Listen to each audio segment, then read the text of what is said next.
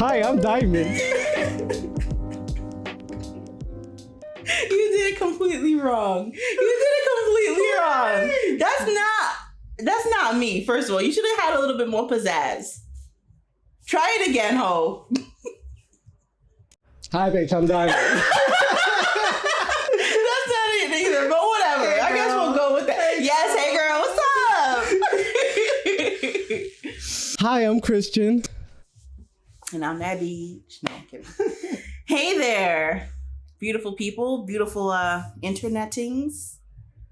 Does that work? Internet links? Internet links, I like that. Internet links. Yeah. Internet links. I'm Diamond. This is the final episode of season 1. So thank you for all of y'all who made it this far, or for those of you who are just tuning in now to the Borderline Uncomfortable podcast, welcome, and we hope you stick around and check out the other episodes. So this is Borderline Uncomfortable, where it's okay to know nothing and philosophize about everything. You know, we were talking about this before. We need a hashtag, and did we settle on do better? I thought so. Yeah. So what are we talking about today? So today we're going to be reflecting on this season. And Diamond, how do you feel about season 1? All right. So season 1, I think it was fine. I think for what it was and the work that we put in, it was fine. As far as the content, the discussions that we've had, I'm happy for the most part with how the conversations flowed and the information that we were able to share and the responses that we've gotten back. I do, however, want to say 2 things. So one thing is for the Jesus episode or believer episode, belief episode. Well, that's what it boils down to, really. I do feel like there were some things that I didn't get to touch on in terms of, I should have written it down because there were several things actually that I wanted to touch on, but I just want to say this one last thing. And then we'll end this episode? Yeah. Forever. I almost felt like with some parts of that interview and conversation, I was coming off too strong. I just want folks to be more open to questioning their beliefs. And I think I probably did touch on this, but this was just on my head last night when I was kind of prepping for this conversation today. I just want people to be a little bit more open when it comes to religion and their beliefs, and realistic. Just be realistic. That's my thing for that. And then with the whole sex thing, I forget. Oh no, it wasn't the sex. It was the babies.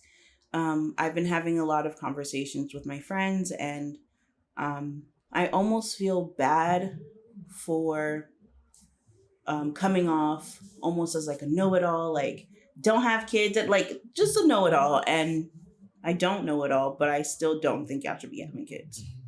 So that's it for me, I think. Also, do you feel more comfortable doing this now than you did when we first started? I think so.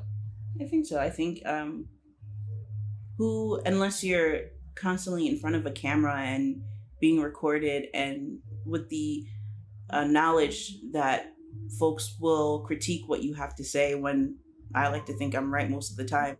Yeah, besides all of that, I definitely think I'm a lot more comfortable in front of the camera now. So look out for my OnlyFans. It'll be $20 a month. Damn. Feed included.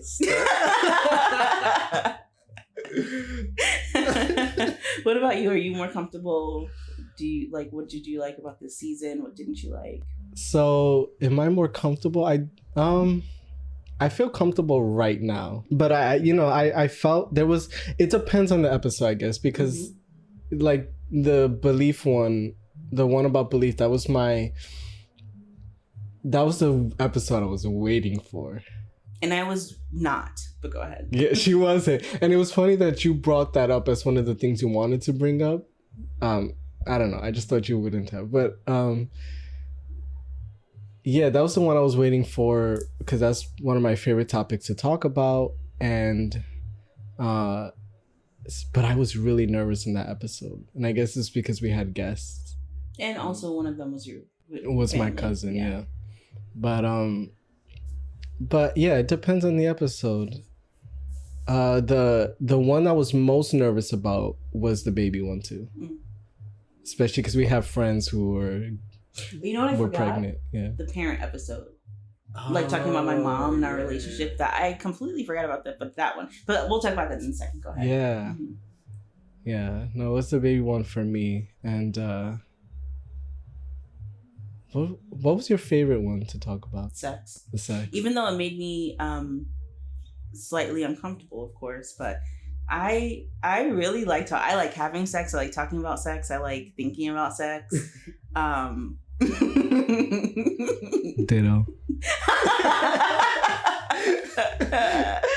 Even though we almost didn't put it up, like we did a live Instagram live to try to last minute so that way we could redo the episode but focus more on the discomfort around talking about sex rather than being all salacious like we were. And then we ended up being salacious anyway because y'all just want the dirty talk. So what you got for me? What's on my mind? Yeah. How are you feeling? How's your day? I know you're not here for the small talk, but here we go. I don't know. Maybe I kind of just want to talk about sort of like what our plans are during the break. So as some of you know, I'm working on a dance film project with my friend Michael. We're editing that right now, and I'm just working on that and then trying to get my freelancing back up. I'm gonna publish my website soon, updating my demo reels, and I'm working on a book. Yep. Tell us about it. I can't. Why? Not yet. What's it about, generally? So it's going to be 3 short stories. Following. About? It's gonna be about religion. They're gonna be fictitious stories about the search for God. But they're gonna be sci-fi, historical. This nigga's lying. I'm just trying to give information without giving too much information. Wait, are you really writing a book, a sci-fi fiction about religion? Yeah. Are you being serious? Yeah. You're lying. You're doing that ugly smile. Why can't I be thinking about... I think you're lying. Okay, well, when the cameras are off, I'll tell you. Well, I'll tell you right now, and then we'll just cut it out. So the 3 stories. The first story is going to be about a... What? Okay, so here's the thing. I think that's wonderful, but I'm just so mindfucked. Go ahead. So the second story is about a... I'm not... And it's worse because I can't read you right now. And I am not sure still if you're still lying to me, if you're going with it. You're going with it and you're being so good at what you do. This is just another way for me to sort of express myself, because one of the issues that I've had with this podcast is articulating my opinions, my feelings, whatever, my thoughts, because I feel like I can write more eloquently than I can speak. And so I wondered, I used to love writing, and I wondered why I haven't written a book yet or put together a book of poetry. So it's something I wanted to do because, and I've always also been conflicted. It was like, well, who am I? I don't have a lot of experience. Like, am I someone who has something to say? And so doing this podcast, I've always worried about looking like a fool. I'm trying to speak with or say something profound, and and I need to chill, because the whole point of this episode, this podcast, is about people getting together who don't really know much but talking it out and philosophizing. But yeah, so these are just books that I wanted to write because, again, I just feel like I can express myself better through writing. When I sit down to write and put words on paper, there's a switch in my brain, and everything comes out better. I also remember having discussions with my parents about belief in religion and God, and I was always disappointed with how I spoke during that conversation. And so one day I sat down to just write how the things I wanted to say, and I was like, I should just write a letter to my parents and keep it like that. So yeah, so that's why I want to do this. This is a good time for self-publishing. It's something that can be done, and it's not. I haven't done it yet, so I don't know how much of a hassle it would or won't be, but I imagine it's not as difficult as publishing a book used to be a decade ago, maybe. Especially with everything being digital too. Yeah. All right. I think that's one. I never heard you say, of course, but if you don't have to share everything with me, although I thought we were better than that. But I think that's interesting, and I'm excited to see the development of all three. The Holy Trinity. The Holy Trinity. Maybe that's what I'll call it. Please don't. Please don't. Actually, maybe two. No. All right. So you're working on your editing, gig, getting your freelance up, and writing. Anything else? In the stock market. Although I don't know if it's a good time to do it, but hey. As long as I don't know anything about that. As long as I don't know. But cool. What about you? So me, I guess the semester ends. When does it end? In December. Yeah, it ends mid-December. I think December 14th or 15th, something like that. So I registered for a winter class, but it's an intensive 3-week program or course. So I'm like, it's a biology course, and I'm taking the same professor this semester, and she's great. I actually attend her classes, and she makes it very easy for students this semester. I will not lie. But I don't know if I want to actually do that. Like, I think I just need a break. Is this the only class you're taking during the winter semester? Yeah, with financial aid, you're only allowed to take one, either winter or summer class that they give you for essentially free.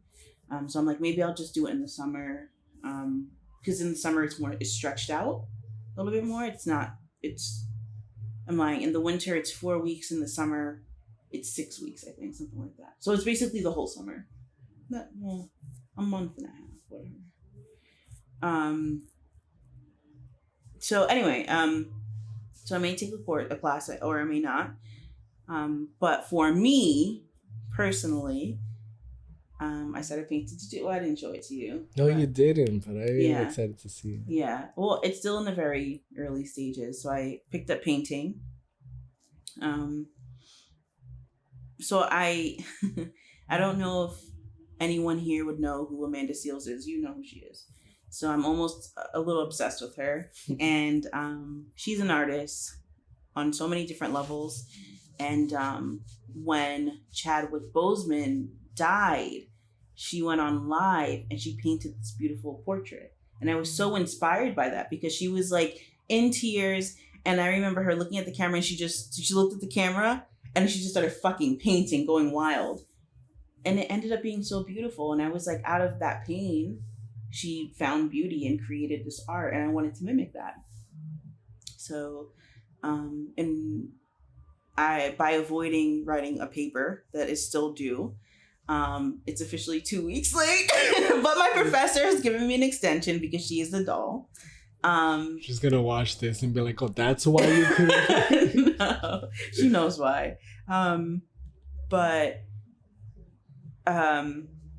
By avoiding doing that, I really just was not in the headspace to write about I just wasn't in that headspace to do anything that had to relate with school. And it's so interesting because, like, it's interesting information that I'm learning, like the theories and the people who have created these theories and learning about their lives and how that affect, like how they develop that based on what they've seen and, you know, all these things. It's very interesting, but I just don't give a freak. This is psychology, right? Yeah, this is personalities and theories, that course. Anyway, how the heck did we get here? I don't know. Oh, what am I doing? So I may take a class, I may not. I will hopefully work more on my art. I always find myself saying this. I want to get back to reading. I still have the Women of Brewster's Place, my last chapter. You've been on that last chapter for the past 3 months now. I know. You know, it's so funny. I was talking to my sister, my little sister, and she remembered I used to read books like it was liquid crack. Yesterday, or the day before yesterday, I was feeling really, really, really down. I was laying on my bed, and again, I was avoiding my paper, doing my paper, and I had Facebook on my laptop on one side of the screen, and then I had something playing on the other side, and that was on my phone. And I remember looking up, and I made myself physically nauseous because I'm like, this is overwhelming. How am I so consumed by social media and streaming services? That's what it's become. Because if I'm not on YouTube, Instagram, Facebook, even LinkedIn, like I'm not going to go on Facebook or Instagram. I'm going to go on LinkedIn. What do you do on LinkedIn for fun? Look at what everyone else is saying that they're accomplishing, just like everything else. Like reading articles about human resources. Like, I mean, at least that's it's more better, aligned. but it's still me. It's become habit, the scrolling. Right. And it's like you're sleeping. Really. And I'm laying on my stomach and I'm just being like lazy and gross, right? I did shower though. But I'm just laying on my stomach and I'm like, I was nauseated. Is it nauseous? Nauseated. Yeah. Nauseous is what you would call the thing that makes you nauseated. Okay. So I was nauseated. And I'm like, something has to change. And I think I called you like the day after or whatever. And I'm like, something has got to give because I've become addicted to this device, my devices, but they're so easily accessible. And sometimes I forget, and I think I mentioned this to you, where I will put my phone down and somehow I'll just be on it. And I won't even realize I'm scrolling. I'm like, what did I just look at for an hour? What did I look at? Have you ever seen The Social Dilemma? Is that on Netflix? I think it's on Netflix. My mom was watching it, but I didn't. I haven't seen it either, but I think that's what it's about. People being addicted to their phones? Yeah, social media. Yeah. You know what? I was telling you this a couple yesterday or whatever, we were talking on the phone. And I have to set myself up. When I was saying you were trying to figure out how I can be proactive with this issue that I'm having. And I remember you saying something like, my concern is that you are rejecting any other idea. And that sat with me because I'm like, damn, he does have a point. But it's like,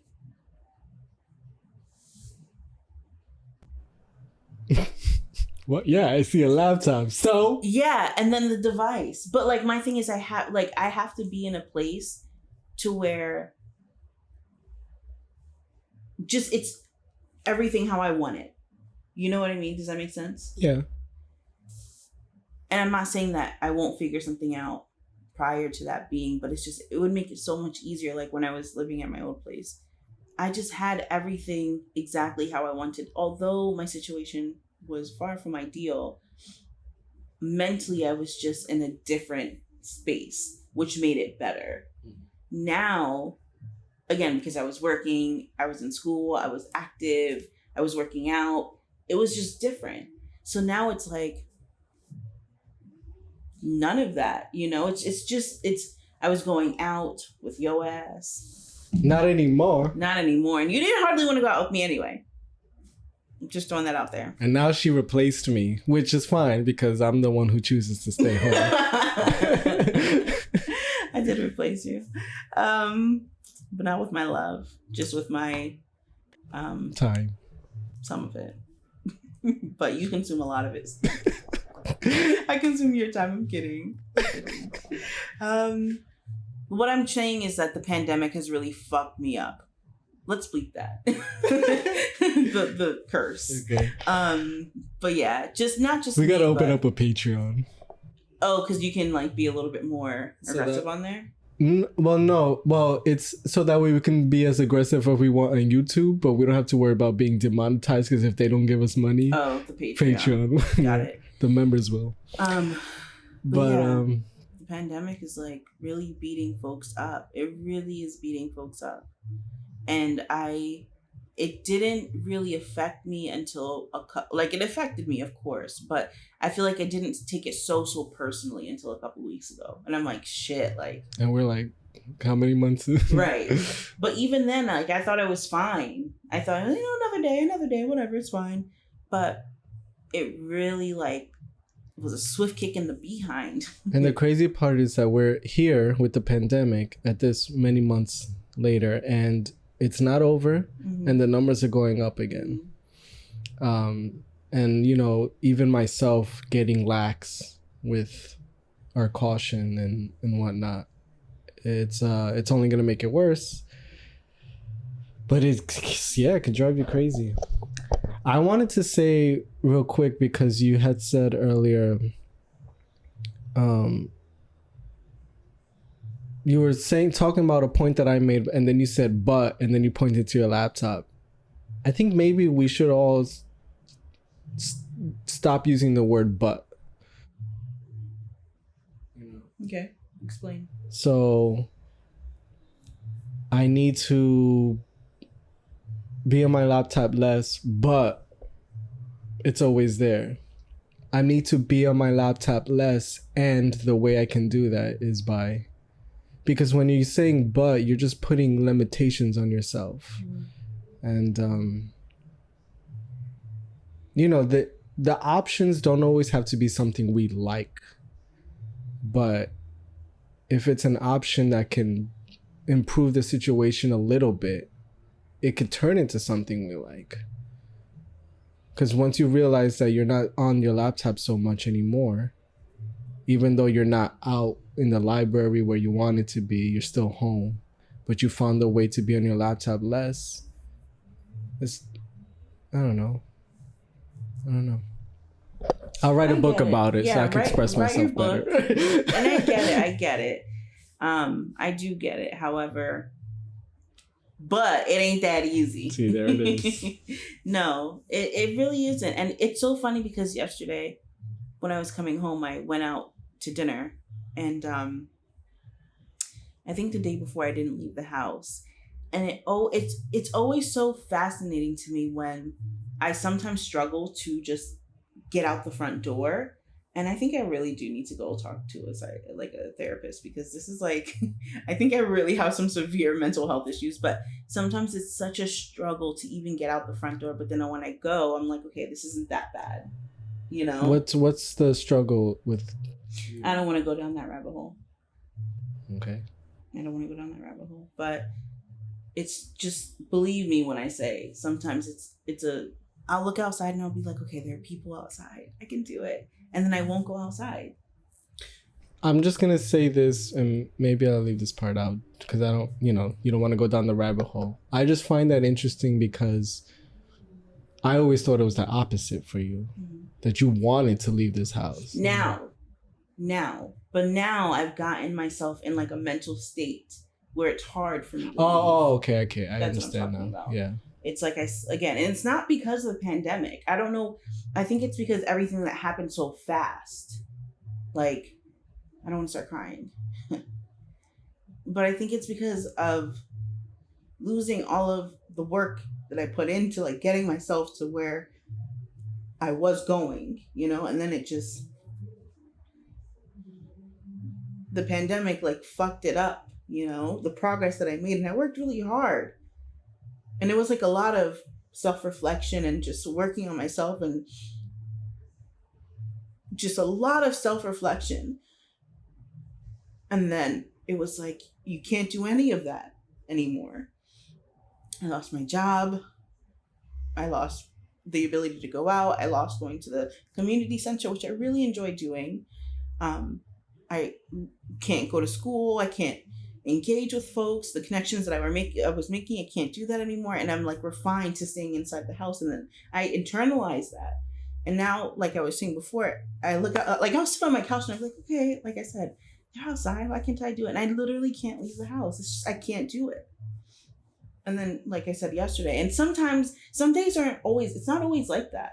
You know, some days I don't even think about it. I just get up and I go. But then there are other days where I'm like, I'll sit in bed and I just cannot bring myself to leave my bed. That's my issue. And it's only recently because of the pandemic, because I just feel like everything was taken so abruptly from me. And it's hard. It's really, really hard. I don't think I said that to you before. But it's hard. And I've never felt so up and down. It makes me sometimes feel crazy because I'm like, yesterday I was out all day and I was fine. I was enjoying. And then today it's like, I won't even open my blinds. The only thing that I will do is get up and shower and make my bed. But then I'll remain in my room for the remainder of the day until the next day. I won't even eat. I'll fucking eat mints because I'm addicted to these goddamn Lifesaver mints and water, mints and water. And I'll eat that all day and I won't leave my room. So it's really tough.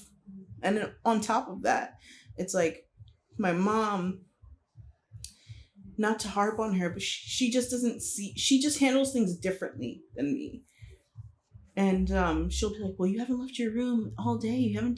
You don't know what it's fucking like being me. You don't know. And I don't know what it's like being you. But instead of like complaining about it is how I feel, is what I think you're doing. Just talk to me.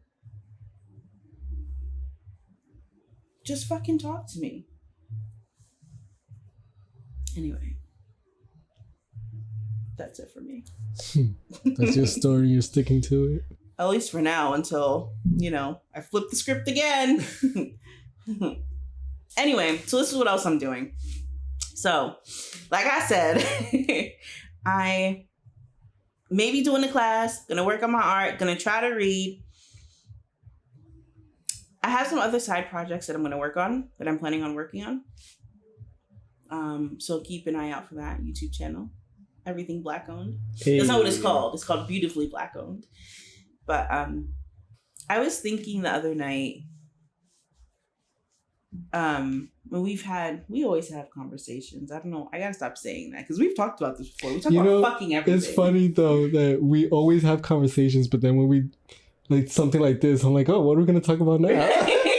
Because we know why we can't like deep dive. That's we can't true. do what we wanted or talk how we would normally talk. Because y'all be in trouble. Right. We'd be in trouble. We'd be in trouble. But I was thinking to myself, what is it that I feel like I'm lacking other than like what I just cried about? But what else is it? And I was thinking, like, do I want a relationship? Do I want children? Are these things that I say I don't want because I'm afraid of them, or like, but I don't think so. I think for what I would like is some physical stimulation, some mental stimulation. And physical stimulation comes from a man because that's what I'm attracted to. Ditto. What? I said ditto. Oh. But I wouldn't necessarily need that man to stimulate me mentally. I almost wouldn't want that because then that would bring the attachment for me, right? But right now, I just want my own space. Not to say that the space I'm in it's great, but I just want my own space.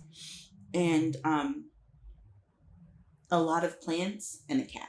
Dogs, I prefer dogs actually, but cats are easier to maintain and they're self-reliant. Yeah, plants, my own space, and a cat. That's right now. I feel like that would be the most fulfilling to me. Um, but yeah, what would make you happy right now? What would make me happy right now? It would be living in the mountains again. That would make me happy. Living in the mountains. So I could just, like a day like this, I wouldn't be home. I'd be hiking. And I love to be home, except when I'm in the mountains. And then I would just prefer to be out. It's just that quiet, being alone. Yeah. I also would not be in New York City. Yeah. I love New York City. I really do. I love saying that I live in Brooklyn, if you have not noticed. I love it. I love that I'm from here. I love that I came back here. But for me to be happy, it would take so much money for me to be happy in the city. Because the type of lifestyle that I'm worth and that I see for myself, I couldn't afford it here. I mean, if all I did was put money towards rent and plants and furniture and kitty litter, then yeah, but I would have no life outside of that. Yeah. Even when I was independent, and you went one time to my apartment in Queens, you had to take what? 2 trains? And it was like a 2-hour drive, and you also lived in Queens? Yeah. That's the thing I hate about New York. And it's especially like when you're looking for a hookup. Oh. And it's like, oh, come over. No. And then they send me your location. You're all the way in the Bronx. No. I'm like, nope, I'm not. Are you going to pay for my cab? That's a whole 3 hours. Right. Like, no way. And I say that because it was so far out, and that's what I could afford. Yeah. And it was a basement apartment. So I wouldn't be in New York. If you could be well, you said the mountains. But which mountains? Well, yeah, which mountains? I would like to try... Actually, I would like to try another country. But if I were to stay in the U.S., I'd like to try maybe somewhere like North California, Oregon, or Colorado. Just some big, big mountains. Would you smoke weed out there? No. So I had a really, really intense experience with weed recently. I didn't smoke it. It was an edible. Well, actually, it was tea, so it was a drinkable. And I guess the person administering the weed gave me way too much. And so, I get really giggly. Oh, wait, I already told you the story. But they don't know. So I get really giggly not when I smoke, because I don't get high when I smoke, because everybody thinks I don't know how to inhale, which is why I don't smoke weed. But when I don't inhale, go ahead. When I do the edibles, I get really giggly. That happened. I got giggly. First, I was a little paralyzed, which is normal for me, and then I got giggly and started laughing, and then I started becoming sleepy. So I was like, all right, it was normal. And it hit me just in time, because I was about to leave my friend's house. But then, this is when I actually felt what it was like to feel high. The floating, I no longer believe in spirits, but I felt like I was having an out-of-body experience. Like I felt my spirit was just leave my body, and then it was spinning around and doing somersaults while my physical body was staying still on the couch. But I saw the couch lifting up from the ground, or I felt the couch lifting up from the ground. It was wild. But like you had said on the phone, it was the lack of control that was really scary, and it was going on for so long. And then my body started shaking, and I was trying to go to the bathroom. I was like holding on to the wall, so I got really that's scary, freaking scared. And I thought that my friend was gonna have to take me to the hospital. I was like, this is not the night for him to be taken to the house, because he's getting married the next day. I vomited my entire insides. My throat was hurting for 2 days afterward, but I survived, and I have no intention to get high again. That was your worst trip. That was my worst trip. And even if it never happens that way again, because now I know, make sure I don't take a lot, it never really did anything so wonderful for me that I have to chase that high. Or Like, it doesn't calm me. Mm-hmm. Sure, I get like really numb and sleepy, but you know, some people do it because they have anxiety, and so the marijuana helps calm their anxiousness. But it doesn't do that for me. I laugh, and then that's it. So, but after that experience, I was just like, yeah, no, never want to be in that situation again. So, in high school, I was a pothead. Big time. No, I'm lying. That's a complete lie. My Stop first year lying of to the college, people. I was a pothead. My senior year of high school, I was introduced to weed. But the worst high, I'm trying to think because I don't think I've ever experienced anything like you have. All of my highs for the most part, they were pretty mellow, but if I'm remembering, so one night it was and myself, and we were just going a little bonkers, me more than anything. And I was drunk and I was really high, and she was 16, so I had to be 17, 18. And we were driving around our old community, I think. Good old days. Yeah, the good old days. And we were panicked because I think, she was probably 15, because I don't think she had her license. And I was too gone to drive. And we were in her dad's car, and we were scared that security was going to pick us up and tell her parents. So anyway, she's driving. I'm in the passenger seat, and she's driving, to me, what seemed to be incredibly slow. So I literally went down and put my hand on the gas pedal. And when I tell you, she was like, "What are you doing?" And I tried to jump out of the car. She had to stop the car and get my ass back in. And I was screaming my head off. It was a mess. It was a mess. So then we get to my block, and I used to live in a cul-de-sac. And my brother, so he was coming from his friend's house. I'm screaming, and my brother's like screaming at me like, "You're such a loser. What are you doing?"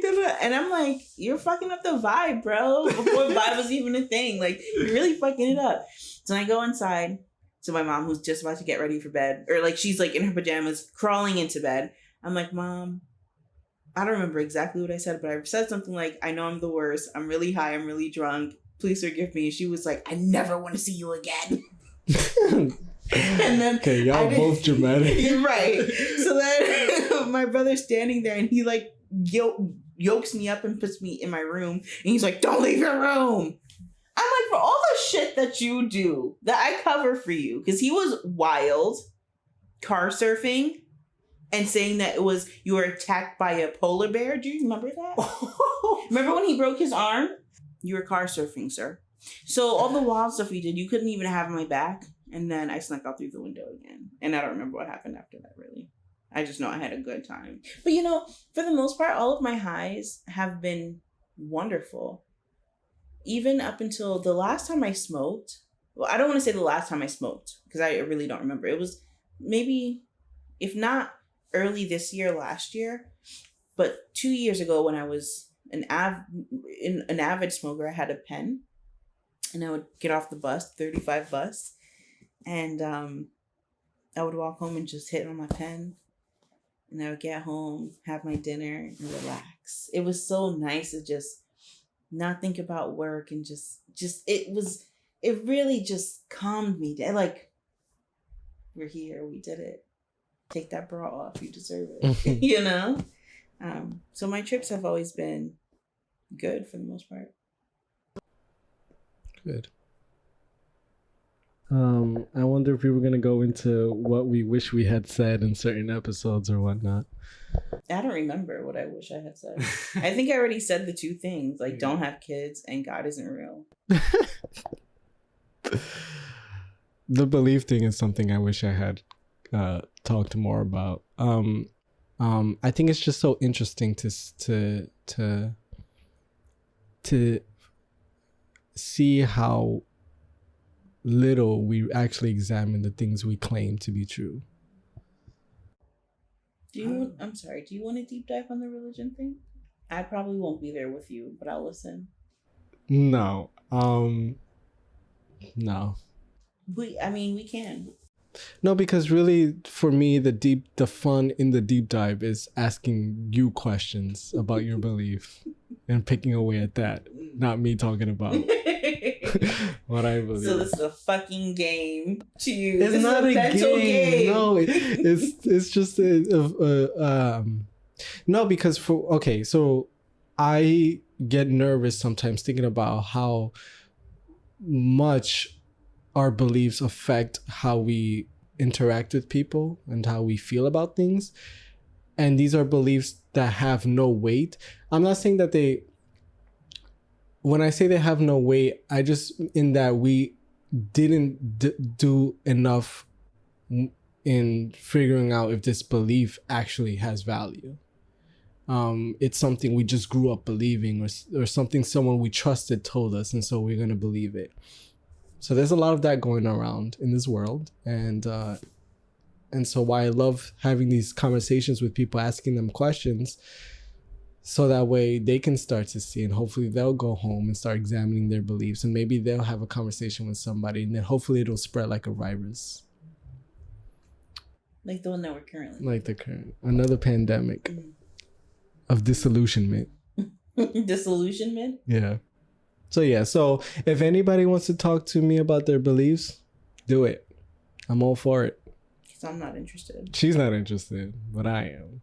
No. So if you do engage with us like on social media about this topic, it's probably me that you're talking with. Yeah, and I just don't respond because you're like on it better than I am. Someone's gotta be.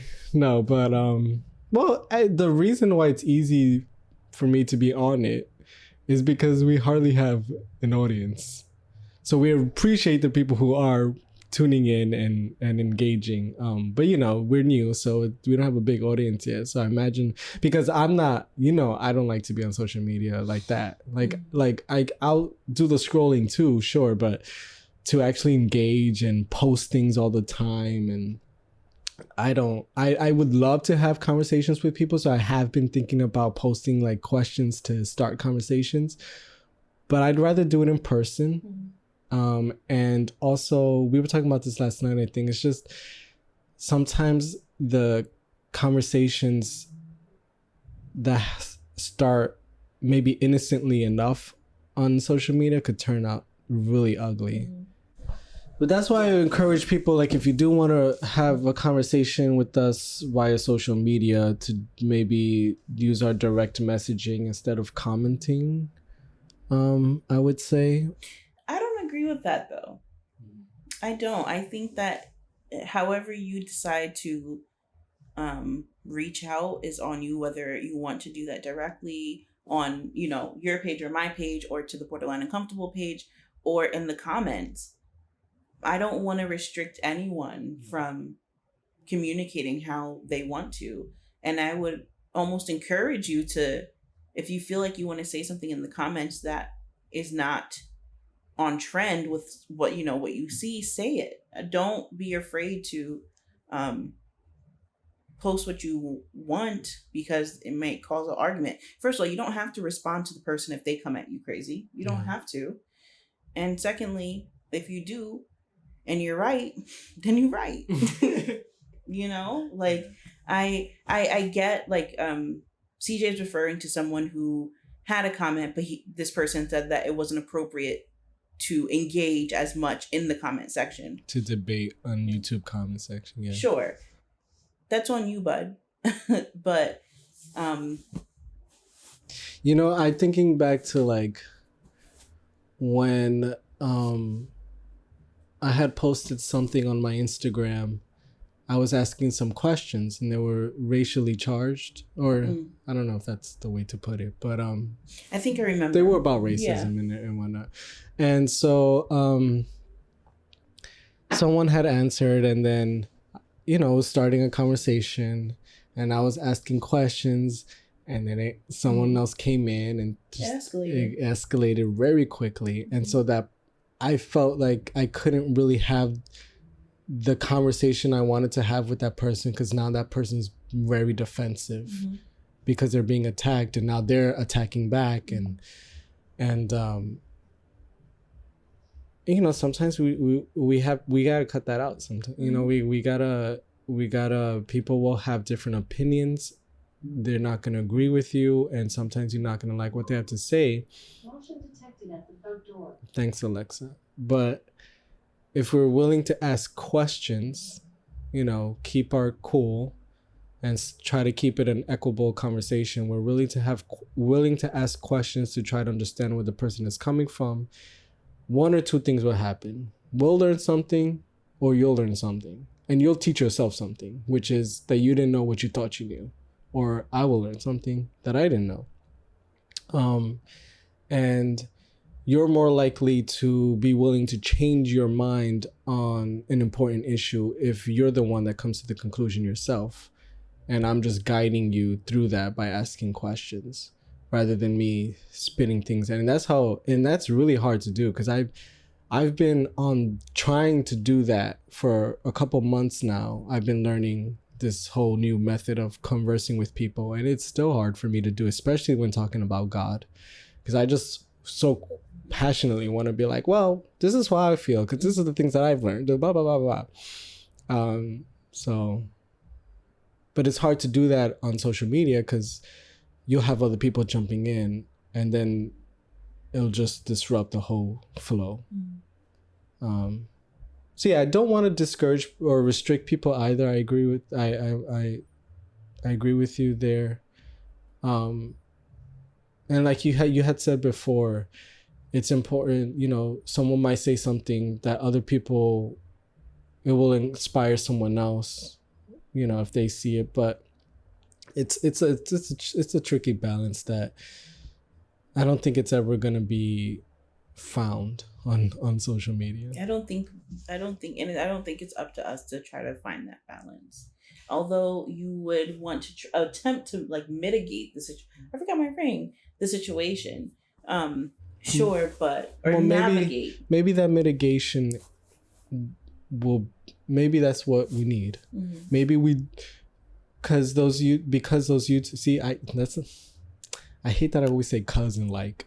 We all do because it. Those YouTube fights will happen, but if I'm there to mitigate, hopefully it will encourage people when they see how I'm trying to have a conversation to try to do it that way. Or maybe not. I don't know. Or maybe not. I don't know. But is this the end of the road? I feel like we should talk about one more thing. I don't know what though. So I'm glad you said that, because that was one of my biggest problems shooting every episode. You always checked in with me with the time, because you knew, it was I had to edit it. And of course I could just put the whole conversation up. But in reality, since right now we're only on YouTube, and we hope within the next 2 weeks to be on Spotify or, places like that, and actually have our website up and running. But people are probably less likely to stay for a long conversation on YouTube. And so I wanted to keep it short. So I try to keep the conversations around an hour or less. So you would always check in with me, and I would be grateful for that. But I was always saying, yeah, I could keep going. And it was because I was always afraid that we didn't say enough. And I was like, did we say anything well, I was thinking more of myself. I thought you were hitting stuff, but I never thought I was. And so I was like, did I say anything of value? Should this be just a diamond show, And so I always say, yeah, let's keep talking. Then it ended up being this long thing. And then when I have to edit, I'm like, why did I do this? Okay, well, we'll wrap it up then. On that note, thank you for watching this episode, this season. We would love to hear more from you guys. I think that's something we didn't say enough at the end of each episode, that we want to open up the conversation to y'all. So reach out to us. They know. Yeah, tell us what you think about any of these subjects. Tell us what subjects you want to hear for the next season. What makes you uncomfortable? Oh, I just want to say thank you to all who tuned in and who stuck with us. And stay safe. It's about to get crazy out here. Encourage each other. We are each other's business. In the wise words of Amanda Seales. I'm telling you, I love that woman. I love her. We are each other's business. But also stay in your lane. And that's kind of weird because it's like, you don't want to pry, but you also want to be aware and vigilant and care for your neighbor. But also you have to like mind your business. But if you know So what I which mean, is then it, you know Diamond? what I... No, they know. You But know. what if they don't know? Google it. How would you... How would you reconcile that? That's another topic for another time. But Contradictions. Yeah, that'll be the next... Contradictions. How we contradict ourselves all the time. Constantly. Without even realizing it. That's actually very interesting. But just stay safe. Love each other. Love up on each other. Or don't if that's not what you're into. When the pandemic is over, then love up on each other. You know what? Yeah, but... You're right. You're right. Don't, yeah. See, a risk like that, I'm not willing to, well, I had been willing to take. But since the numbers are going back up, I'm going to go back down. But, yeah, I don't really have much else to say. I just want people to be more comfortable with themselves and have really candid conversations with themselves, because even though you are with you all day and a lot of people I find think that they are putting in the work, they're not. Figure out what that means, what that truly means to you, and put in the work, because it's an ongoing struggle. I'm dealing with it. Everyone's dealing with it. Just take the time for you. And for anyone who, reach out if you ever want to, need to. I'm here. We're here. That's it. 1, 2, 3. Out. Smash the camera. Gotta go through all your goodbyes. Bye. Bye.